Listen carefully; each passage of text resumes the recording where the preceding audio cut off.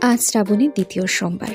সকালে উঠে স্নান সেরে বসে গেলাম বাবার পুজোয়। আজও দেবান বেশ কয়েকটা বেলপাতা এনে দিয়েছিল গাছ থেকে পেরে, সেটাই বাবার পুজোর জন্য আমার কাছে যথেষ্ট ছিল।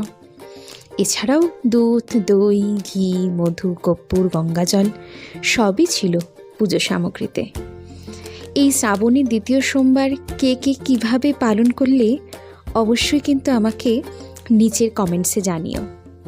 আর হ্যাঁ, যারা এখনও অরুণিমার ছোট্ট পরিবারের বাকি ভিডিও বা ব্লগ দেখোনি, তারা অবশ্যই ইউটিউবে গিয়ে অরুণিমার ছোট পরিবার বলে সার্চ করলেই পেয়ে যাবে আমার বাকি দিনের ব্লগগুলো। সবাই ভালো থেকো। আবার খুব তাড়াতাড়ি দেখা হচ্ছে নতুন একটি ব্লগ এবং ভিডিও নিয়ে।